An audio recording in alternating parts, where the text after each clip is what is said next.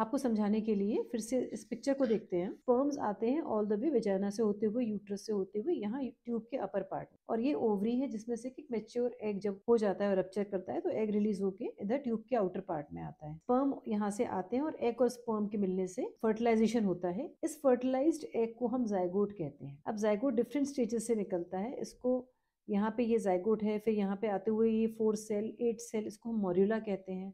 और जब तक ये यूट्रस के अंदर आता है ये ब्लास्टोसिस्ट बन जाता है, जिसके अंदर एक कैविटी मतलब एक पानी से भरी एरिया भी बन जाता है। यही वो लेयर्स है जो इनर लेयर, आउटर लेयर, जो वाटर आपको फिल्ड दिख रहा है, जो आगे चल के हमारा पूरा शरीर बनाते हैं। अब ये ब्लास्टोसिस्ट आके, जिसको आने में 5 से 6 दिन लगते हैं, यहाँ यूट्रस की वॉल में जाके ये घुस जाता है और अपने आप को चिपका लेता है। इसको कहते हैं इम्प्लांटेशन, क्योंकि अब इसको मदर से सारा ब्लड वेसल, सारा एक्सचेंज ऑफ न्यूट्रिशन सब कुछ यहीं से होगा। ये 8 हफ्ते तक इसको हम जाइगोट को एम्ब्रियो कहते हैं। जो जाइगोट था यहाँ पे, इसको हम एम्ब्रियो कहते हैं। उसके बाद 8 वीक्स प्रेगनेंसी के बाद सेम स्ट्रक्चर को हम फीटस कहते हैं। तो this is how life begins. Patients कई बार हमसे पूछते हैं कि मैम हम कर तो रहे हैं बच्चे में, क्या जान आ गई होगी? तो आपको ये जानना चाहिए कि जब जैसे ही फर्टिलाइज हुआ एग और स्पर्म और सेल का डिवीजन शुरू हुआ, मतलब लाइफ तो आ गई है। भले हमको हार्ट बीट बाद में दिखती है, ब्लड टेस्ट बाद में पॉजिटिव आते हैं, पर life begins soon after intercourse, जैसे ही फर्टिलाइज होता है। और ये होता है 14 days before your missed menses.